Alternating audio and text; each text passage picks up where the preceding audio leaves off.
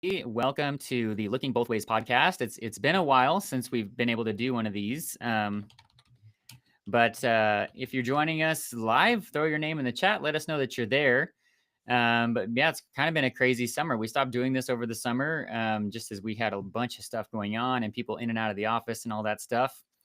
And then now we're coming to the end of summer and we're heading into a sabbatical. So again, lots of stuff happening in the life of our church. And so Pastor Rich wanted to do this to just be able to kind of communicate with you all and really talk about what we're doing over the month of August. So Pastor Rich, take it away, my friend. All right. Well, thanks again for the time, everybody, and thanks Tim for doing this with us. And I just wanted to review for everybody who can listen to it and share this out to whoever can listen to this and do this. I'm actually surprised more and more people are looking at YouTube more than, than you would think. You know, I talk to people in church. They go, "Oh, I watch on YouTube," and I'm like, "You do?" And so that's kind of it. But the reason we're doing the sabbatical is because we need rest. Rest is a pattern that God has put into creation. We see it in Genesis and we see it all throughout. Jesus is the Lord of the Sabbath. Yes, we all get all that and understand that. But even Jesus went away. There was a time when he was taking the disciples away. He says, "Look, we got to get away from this. You just got to do that." So the whole purpose of this sabbatical for all of us is restoration, not just in the sense of taking a break from the responsibilities of ministry that you guys are faithful to week in and week out, but also in the sense of restoration for your own body, from responsibility, your own soul. And I really would like people to try and take the opportunity to do that and to try and encourage them to do that. And so we're supposed to keep those things holy and devote those things to God. And you can do that in 1,000 different ways in doing this. And so I want to encourage you with that. So restoration. What's something that you haven't been able to do that you've neglected in the busyness of life that has to do with your relationship with God, whether it's prayer time, quiet time, just often your own time with Him. Take the time to do that and take advantage of that. How about time with other people? I mean, for Pastor Tim and myself, and I'll just speak for me. I'm busy all the time. My wife is busy all the time. I'm busy here. Obviously, my wife works and she's busy there. We have a grandkid now. I got kids running back and forth to school like everything. Things get time with ourselves, time as a family. Do something like that. That's a holy thing. God wants you to spend time with your family. That's okay to do that. Maybe it's restoring a rhythm of worship as part of your life. What's often neglected in life is God gets bumped. So, sabbatical is a time to say, I'm saying the church life, the, don't bump God. Take time and don't bump God. We always do that. We're trying to give you an avenue to be able to put God back in, develop the habit, and then you can go forward with it at that point and take the advantage to do that. Uh, Prayer. I, I challenge you to, if you don't pray every day. I can't pray for a long time. Pray for some time, 5 minutes, 10 minutes. Start somewhere. It's like anything, you got to start somewhere. And so start there in doing that. I would encourage you, I've encouraged our Wednesday night crowd a couple of times. Instead of trying to read a whole Bible or even a whole book of the Bible, uh, read a chapter from a scripture from the Bible. Um, Go to Ephesians chapter 4, where it talks about how we as a church are to relate to one another and relationships. And just meditate on that for a month. I mean, just go back through it. I guarantee you, just from Ephesians chapter 4, if you read it slow, you could spend an awful lot of time in thinking through those kinds of things. So that's the encouragement to restore positive spiritual behavior. It's kind of what we want to do, right? You know, we want to start there and to do that and to develop some disciplines that help to feed our soul. We often neglect our soul in the busyness and the hecticness of life, and we don't even know what to do with that anymore. So I encourage you to do that. So that being said, let me just go over, and Tim, you can help me with this as well, and then you can share what you've already put together as well. Okay, what's going to be happening? We will have Sunday morning worship. We will have 8:30. We will have 10:15. We will have our Spanish service at 12. Okay, those are going to happen. There will be no nursery. There will be no children or students during those times on Sunday morning. They will stay in service. They will stay in church. Um, Prepare for that. I know that the children's and ministry for the young ones up to about second grade, I think is what we said. We'll have busy bags for them. For your older kids, as parents, if you think that's going to be an issue, think through it. Make them their own busy bag, or do something that can help them. The kids need to learn to sit in church at some point. You and I did. We all did. I mean, back in the day, we didn't have any of this stuff that you got to have people sit in the chair. I had to sit, and if I did anything to distract, I heard about it or other things, but that's another conversation for another day. So we want to do that, and so that will be going on. So no, that's it. That's it on Sunday. There won't even be thirsty soul on Sunday mornings. Okay, I'm letting you know that now.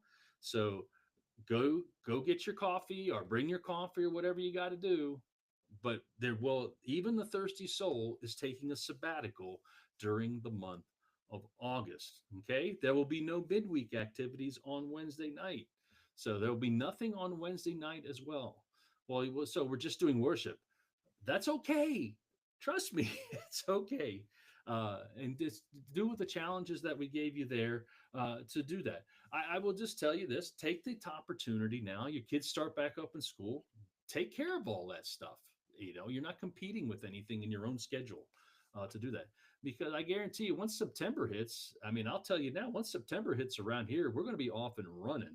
And you'll hear a lot about that through our morning Sunday times, because once September hits, uh, it'll get hectic again around here again. So, and that's a good thing. But we are going to take the time beforehand to do that. And so, let me just encourage you with that. Take advantage of the sabbatical to spend mostly do it with God, but also do it with your family and other things that you may want to squeeze into that to make it holy and separate. So, Yeah. Pastor Tim can share some stuff. You can ask me anything else that I might have missed, Tim, as well. No, no, no. And again, I think a lot of people think, we're not going to be doing anything. No, this is actually, you're doing the most important thing, and that is focusing. I mean, it is one of the 10 Commandments is to remember the Sabbath, right? To honor the Sabbath, and really, what is that? Well, when the model we're given is God on the seventh day, and what did He do? He looked back at all that He had done and saw that it was good. And so, I think for us, even as a church, I think it's an opportunity to reflect. Look at all the things God is doing and see that it's good, and spend some time thinking about what He has done and where He could be leading us. Mhm. I'm going to put a link up here. This is lhchd.org/sabbatical. This is a YouTube playlist of just some things that I put together for the youth ministry teams and for the worship team. I mean, really for anybody that would like to take part in that. But on the English side, it's a combination of some of our sermons, some of our podcasts, other people's sermons and podcasts. Some of them are only like 7 minutes long. Some of them are full length sermons.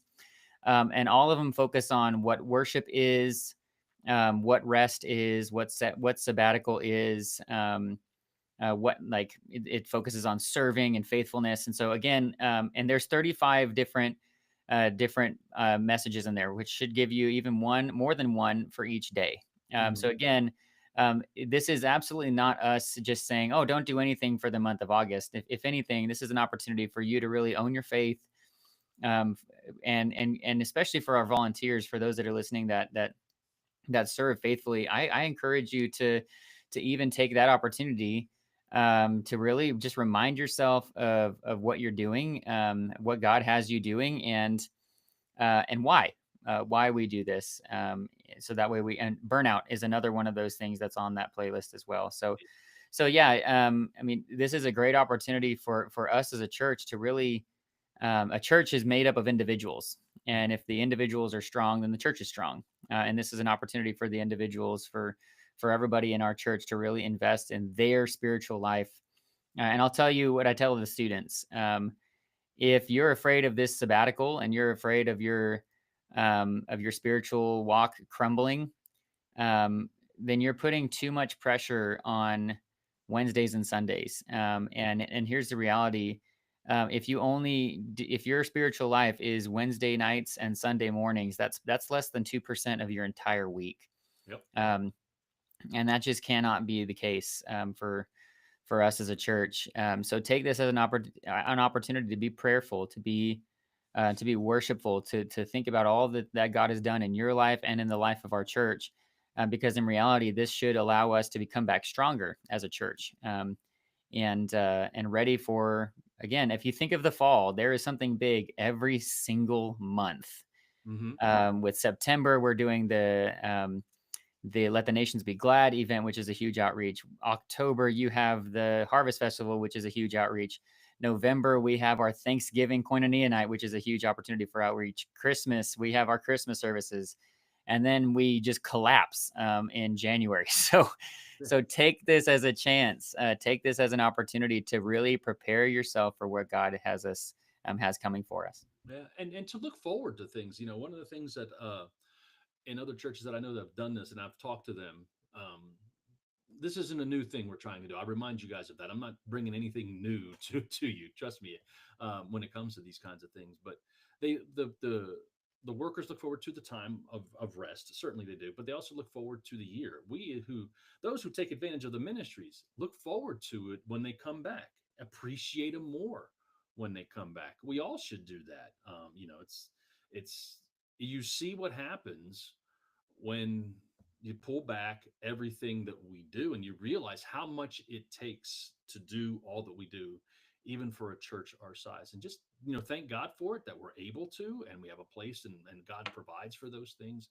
But and then thank look, you can thank a worker. You know what? During the sabbatical, if you have a child that has benefited from the ministry that has been given and you're not going to have it for a month, why don't you take that youth worker, that youth couple, or whatever, take them out to dinner or for lunch or something. You have the time, and to do some kind of appreciation for them as well, and to do that. There's just many ways to do it that are God honoring and encouraging to the entire body, and to value when we come together for those things. And so that's what I would encourage people to do with that. And again, you have to think, we have to, I need to be better. And I'm trying to lead you guys to be better about taking care of your soul. If there's anything I've learned a whole lot about over the last 18 months, is your soul. Your soul's kind of important. And not just your soul in the fact that it goes to heaven, and we want our souls to go to heaven and all those things, but it's really taking care of your soul now. And a lot of the things we've been talking about with Joseph, forgiveness and reconciliation, we'll talk about that this week, is those are soul issues. And you have to really look at your own soul to really dig into that kind of stuff. And that's what sabbaticals do, and that's what they're for. I think about, we're going to be looking at Moses here in Exodus here in a couple of weeks, and think about, Moses' time off the mountain. Those are sabbaticals. They're absolutely sabbaticals. They are God ordained, God driven sabbaticals. And he came down off the mountain different every time, if you think about it, because he had the Shekinah glory of God when he came down. And sometimes he came down with things, and sometimes he Yeah. broke the things that he came down with. And and so with that, so it's important to really think about that. And again, to try and help you, having YouTube and having the things that Tim's put together, even some other things that may come along that I read that may speak to you, we'll figure out a way to blast them out there through social media or some other avenue, to take, even if it's just sending you a link to go read something that I read. Hmm. That's a very simple thing for us to do in the world we live in today. So I encourage everybody to be a part of it. And with that, so yeah, that's really what I'm going to do, guys. Just say, take advantage of the sabbatical. God gave it to us. It's a gift. Let's do it, and take care of it for the glory of God. And as we gather together, that's really what I wanted to share today, and remind people of what's not going to happen. If you come looking for coffee, you're gonna have to be drinking from the water fountain. Yeah. Well, and again, this is only going to be fruitful if you invest in it, if you take Yep. the time to invest in it. And again, we can do all of the things. We could do the busy bags, and just so you know as well, and I'll put this up here, we do have an audio version If you're not a YouTube person, we do have an audio version of what I put together. It's on Spotify. So Mhm, just it's sabbatical dash Spotify. If you want the audio version of that, we'll put both of these links in the bio. mhm, Again, some of them are sermons from just previous from our church in the past. Some of them are previous podcasts mhm. that we've had. But it's also just a great opportunity as well to learn from a lot of people that are just doing ministry every single day. But again, you're only going to get out of it what you put into it, and in reality, man, it could be such a blessing, Mhm. not just to our church, but really. To so many people and to you as you really get to grow in your faith. Sabbatical is by no means doing nothing. Um, if anything, it's focusing on the most important thing and recentering yourself on that. So we pray, you know, that through this we would have more leaders rise up, that we would have more servants rise up, and our church would be all the better for it. And it'll be awesome to maybe get an opportunity to do. Maybe we should plan this, but a post sabbatical kind of Q&A and just see what God did Mhm. during that month for you in your life, in your ministry as you walk with him. So Like a man on the street thing, like on that Sunday or that even that Wednesday night afterward, because we come back together. Our first gathering Wednesday will be September 3rd, so that would be like the first time we're really getting back in, and that's the week before we really kick off all of our fall events anyway. So I think that might be a good idea. What did Make a wicked little place and have them do like 30-second snippets. So, what did you learn? What did you get? And what did yeah, you?